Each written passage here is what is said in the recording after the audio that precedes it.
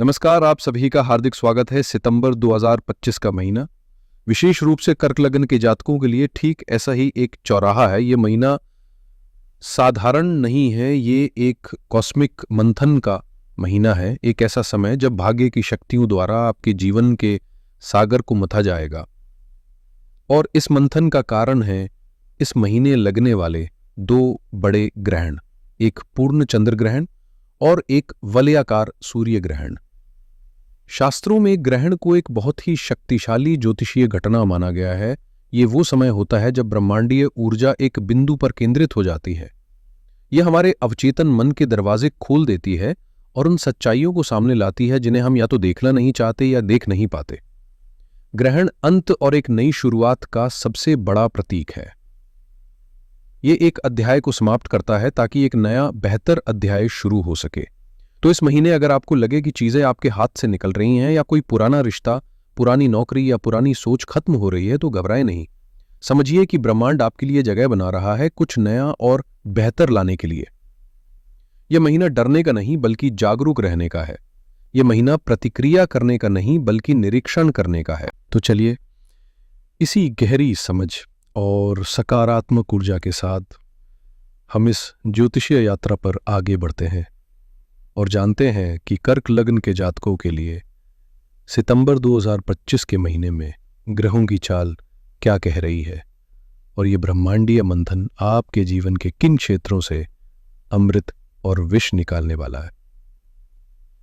दोस्तों, इस महीने के गहन विश्लेषण में उतरने से पहले हमें आकाश में हो रहे बड़े बदलावों को समझना होगा। ये गोचर ही वो पटकथा लिख रहे हैं जिस पर आपके जीवन का नाटक इस महीने चलेगा।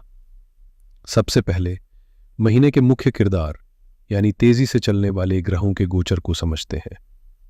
ग्रहों के राजा सूर्यदेव की बात करें तो महीने की शुरुआत से लेकर 16 सितंबर तक सूर्यदेव आपके दूसरे घर में अपनी ही राशि सिंह में विराजमान रहेंगे।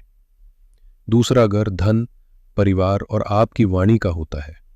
यहां सूर्य का होना आपको अपने परिवार और धन को लेकर एक राजा की तरह सोचने पर मजबूर करेगा। फिर 16 सितंबर को सूर्य आपके तीसरे घर कन्या राशि में प्रवेश करेंगे, जो आपके पराक्रम, साहस और छोटे भाई बहनों का घर है। सौंदर्य और धन के कारक शुक्रदेव 14 सितंबर तक आपके लग्न यानी आपके पहले ही घर में आपकी ही राशि कर्क में रहेंगे। ये आपको एक चुंबकीय आकर्षण देगा। फिर 14 सितंबर को वो सूर्य की राशि सिंह में आपके दूसरे घर में चले जाएंगे, जिससे आपका ध्यान पारिवारिक सुख और धन संचय पर केंद्रित हो जाएगा। ऊर्जा और पराक्रम के सेनापति मंगलदेव 12 सितंबर तक आपके तीसरे घर कन्या राशि में रहेंगे, जो आपको अपनी बातों को रखने की जबरदस्त ऊर्जा देंगे। इसके बाद मंगल आपके चौथे घर तुला राशि में प्रवेश करेंगे, जो आपकी माता, घर, वाहन और मन की शांति का स्थान है। बुद्धि और संवाद के राजकुमार बुधदेव महीने की शुरुआत में आपके दूसरे घर सिंह राशि में होंगे और फिर 14 सितंबर को वो अपनी सबसे प्रिय अपनी उच्च राशि कन्या में प्रवेश करेंगे, जो आपका तीसरा घर है। ये संवाद और बुद्धि के लिए एक असाधारण स्थिति है।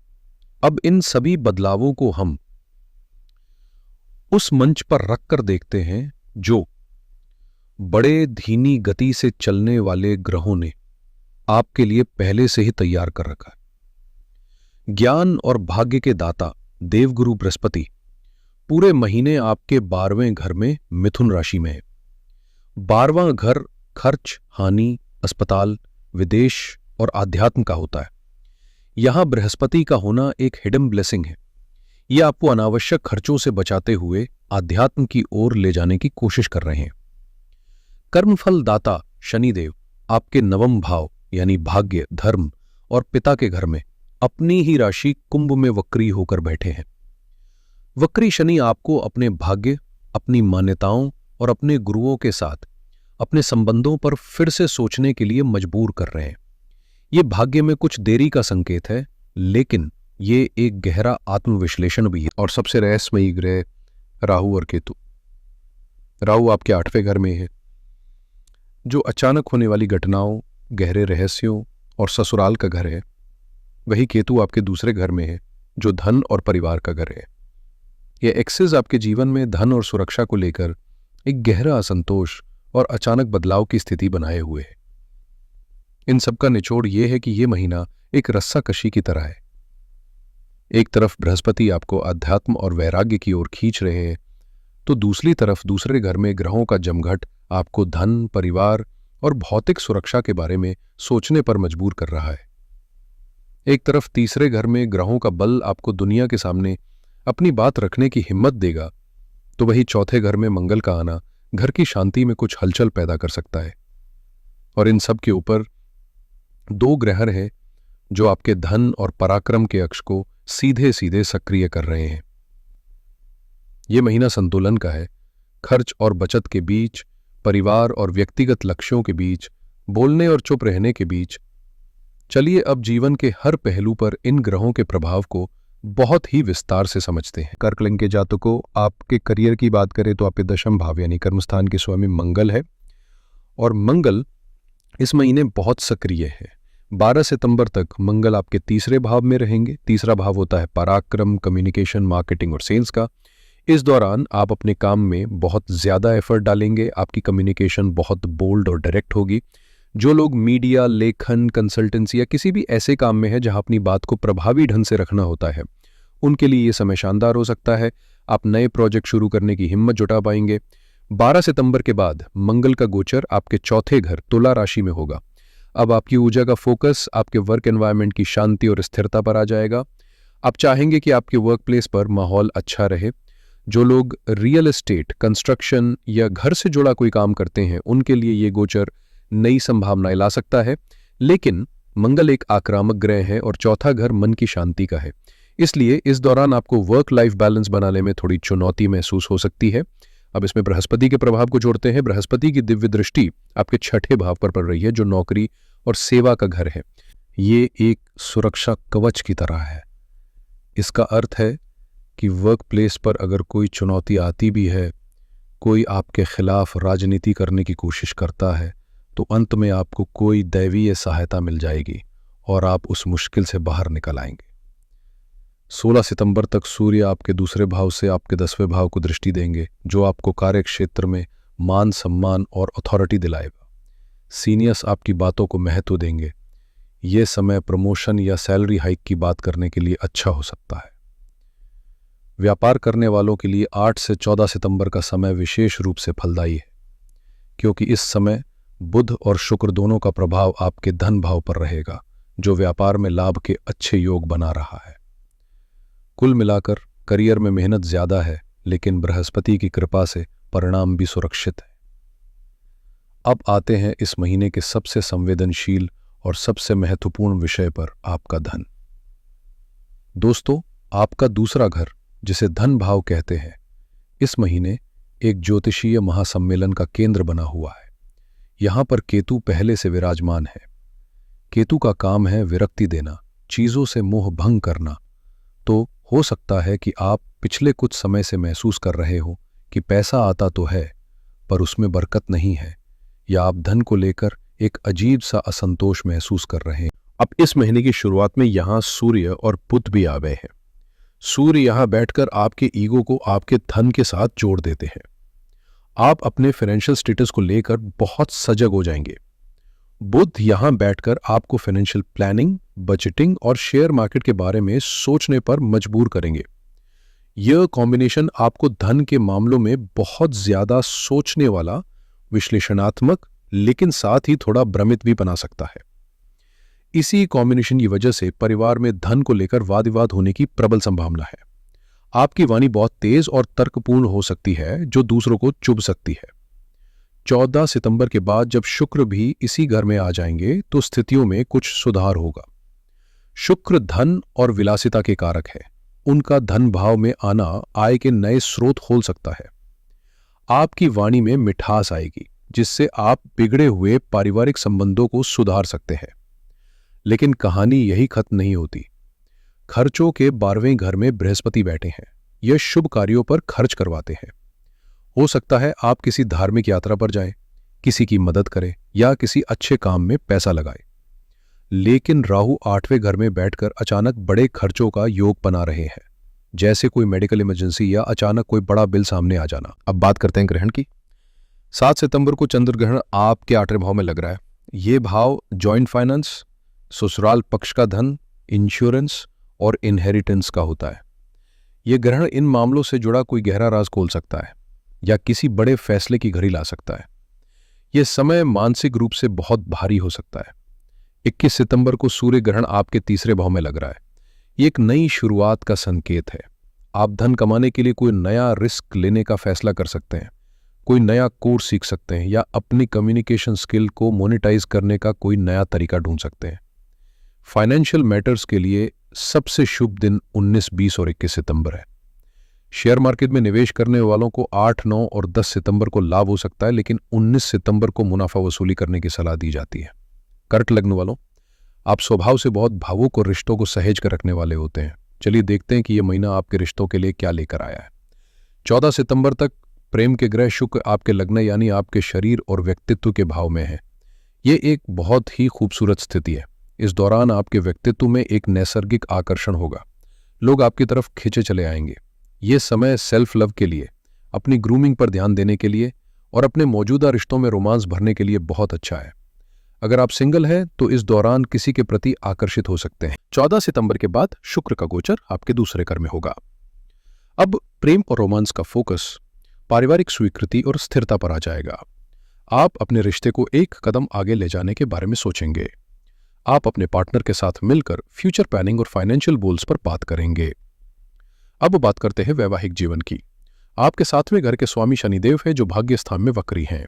यह स्थिति बताती है कि अगर आपके वैवाहिक जीवन में कोई समस्या चल रही है तो यह समय उस समस्या की जड़ तक जाकर उसे ठीक करने का है, न कि उसे अनदेखा करने का। शनिदेव आपसे धैर्य और परिपक्वता की मांग कर रहे हैं। इस महीने विवाह के लिए कोई बहुत प्रबल योग नहीं बन रहे हैं, इसलिए अगर कोई बात चल रही है तो उसमें जल्दबाजी न करें। 12 सितंबर के बाद जब मंगल आपके 4थे घर में आएंगे तो उनकी दृष्टि आपके 7वें घर पर भी पड़ेगी। यह वैवाहिक जीवन में पैशन और ऊर्जा तो ला सकता है, लेकिन साथ ही छोटी छोटी बातों पर बहस और ईगो क्लैश भी दे सकता है। आपको अपने गुस्से पर नियंत्रण रखना होगा। लव एंड रिलेशनशिप्स के लिए सबसे अच्छे दिन 12, 13, 14 और 19 सितंबर रहेंगे। पारिवारिक जीवन की बात करें तो जैसा मैंने पहले भी कहा, महीने का पहला भाग थोड़ा तनावपूर्ण रह सकता है। 2रे घर में सूर्य, बुध और केतु की युति आपकी वाणी को बहुत तीखा बना सकती है, जिससे परिवार के सदस्यों के साथ आपके संबंध बिगड़ सकते हैं। आपको सलाह दी जाती है कि कम बोलें और बोलने से पहले 2 बार सोचें।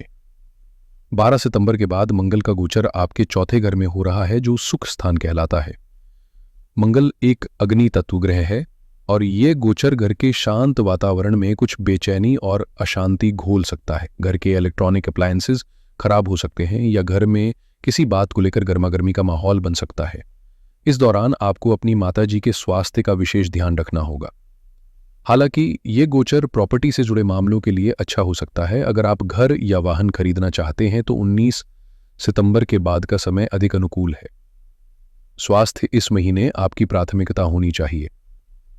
8वें घर में राहु का गोचर ऐसी स्वास्थ्य समस्याएं दे सकता है जो जल्दी पकड़ में नहीं आती। आपको अपने इंट्यूटिव सिग्नल्स पर ध्यान देना होगा। 2रे घर में ग्रहों का प्रभाव आपके खानपान की आदतों को सीधे तौर पर प्रभावित कर रहा है। बाहर का खाना, ज्यादा मसालेदार भोजन आपको पेट से जुड़ी समस्याएं दे सकता है। आपको 2, 3, 29 और 30 सितंबर को विशेष रूप से सावधान रहना होगा। इन दिनों चोट लगने, बीमार पड़ने या किसी पुराने दुश्मन से परेशानी होने की संभावना बन सकती है। 6 और 7 सितंबर चंद्र ग्रहण के आसपास आपको नींद ना आना, घबराहट और मानसिक तनाव जैसी समस्याएं महसूस हो सकती हैं। मेरे युवा दोस्तों, आपके लिए ये महीना नई ऊर्जा और नई संभावनाएं लेकर आ रहा है। आपके 5वें भाव के स्वामी मंगल है जो महीने की शुरुआत में 3रे घर में है। ये आपको कंपटीशन में सफल होने और अपने लक्ष्यों के प्रति बहुत साहसी बनाएगा। 14 सितंबर के बाद का समय आपके लिए किसी वरदान से कम नहीं है। बुध, जो बुद्धि के कारक है, आपके तीसरे घर में अपनी उच्च राशि कन्या में गोचर करेंगे। यह एक असाधारण योग है। आपकी ग्रास्पिंग पावर, याद करने की क्षमता और लिखने की कला में जबरदस्त निखार आएगा। जो विद्यार्थी रिसर्च, मैथमेटिक्स, अकाउंटिंग या किसी भी तरह के एनालिटिकल फील्ड में है, उनके लिए ये गोल्डन पीरियड साबित हो सकता है। आपके लिए एकेडमिक फोकस और सफलता पाने के लिए सबसे अच्छा समय 8 से 10 सितंबर के बीच रहेगा। तो दोस्तों, चलिए इस लंबे विश्लेषण को कुछ मुख्य बिंदुओं में समेट लेते हैं। आपका मुख्य ध्यान इस महीने धन, परिवार और संवाद पर रहेगा। यह महीना फाइनेंशियल डिसिप्लिन सीखने का है। करियर में मेहनत का फल मिलेगा। कम्युनिकेशन बेस्ड प्रोफेशंस में नई ऊंचाइयां छू सकते हैं। आय के नए स्रोत बन सकते हैं। वही पारिवारिक कलह, वाणी में कठोरता, अचानक खर्चे और घर में अशांति इस महीने की मुख्य चुनौतियां हैं। स्वास्थ्य को बिल्कुल भी नजरअंदाज न करें। यह महीना आपको सिखाएगा कि जीवन में संतुलन कितना जरूरी है। आपके लिए शुभ तिथियों की बात करें तो करियर के लिए 11 और 12 सितंबर, बिजनेस के लिए 8 से 14 सितंबर, धन लाभ के लिए 19, 20 और 21 सितंबर, प्रेम संबंधों के लिए 12, 13, 14 और 19 सितंबर और विद्यार्थियों के लिए 8 से 10 सितंबर का समय बहुत अच्छा रहेगा। वहीं सावधानी बरतने वाली तिथियां हैं 2, 3, 29 और 30 सितंबर। इन दिनों स्वास्थ्य और शत्रुओं से सावधान रहें। 6 और 7 सितंबर को मानसिक तनाव से बचें और 15 एवं 16 सितंबर को कोई भी बड़ा फैसला लेने से बचें। इस महीने आपकी सबसे बड़ी शक्ति और सबसे बड़ी कमजोरी आपकी वाणी है। इसलिए इस महीने का महा उपाय है मौन की शक्ति को पहचानें। हर स्थिति में तुरंत प्रतिक्रिया देने की जरूरत नहीं है। बोलने से पहले 10 सेकंड का पॉज लें। यह एक छोटा सा बदलाव आपको इस महीने की 80% समस्याओं से बचा सकता है। ज्योतिषीय उपाय ग्रहों की नकारात्मक ऊर्जा के लिए एक शील्ड की तरह काम करते हैं। इस महीने की चुनौतियों को कम करने के लिए मैं आपको कुछ सरल उपाय बता रहा हूं। पहला उपाय है ग्रहण और राहु केतु के लिए। यह ग्रहण का महीना है, इसलिए शिवजी की शरण में जाना सर्वोत्तम है। हर रोज ओम नमः शिवाय मंत्र की एक माला का जाप करें और 7 और 21 सितंबर के दिन शाम के समय शिव मंदिर में एक घी का दीपक अवश्य जलाएं। दूसरा उपाय जो आप कर सकते हैं वो है खर्चों पर नियंत्रण और बृहस्पति की कृपा के लिए। हर गुरुवार को अपनी इंडेक्स फिंगर पर हल्दी या केसर का तिलक लगाएं। ये आपके ज्ञान और विवेक को जागृत रखेगा, जिससे आप गलत वित्तीय निर्णय लेने से बचेंगे। और तीसरा उपाय है पारिवारिक शांति के लिए। मंगल का गोचर घर में अशांति दे सकता है। इसके लिए हर मंगलवार को हनुमान चालीसा का पाठ करें और शाम के समय घर में कपूर जलाएं। इन उपायों को पूरे विश्वास और श्रद्धा के साथ करें। आपको निश्चित रूप से ग्रहों का आशीर्वाद प्राप्त होगा। तो कर्क लग्न के जातकों, ये था सितंबर 2025 का आपका विस्तृत मासिक राशिफल। याद रखिए, सितारे हमारा मार्गदर्शन करते हैं, वे हमारा रास्ता तय नहीं करते। रास्ता हमें अपने कर्म, अपनी बुद्धि और अपनी हिम्मत से बनाना होता है। ये महीना आपको अपने अंदर छिपी शक्तियों को पहचानने का एक सुनहरा अवसर दे रहा है। इस मंथन से डरे नहीं, इसका स्वागत करें, क्योंकि इसके बाद अमृत ही निकलेगा। मैं ईश्वर से प्रार्थना करता हूं कि आपका आने वाला महीना हर चुनौती पर विजय पाने वाला और हर अवसर का लाभ उठाने वाला साबित हो। आशा है ये जानकारी आपके लिए उपयोगी सिद्ध होगी। अगर आपको ये वीडियो अच्छी लगी हो तो इसे लाइक करें, अपने प्रियजनों के साथ शेयर करें और इस ज्योतिषीय यात्रा में हमारे साथ बने रहने के लिए चैनल को सब्सक्राइब करना ना भूलें। आप सभी का आने वाला महीना शुभ और मंगलमय हो। हर हर महादेव।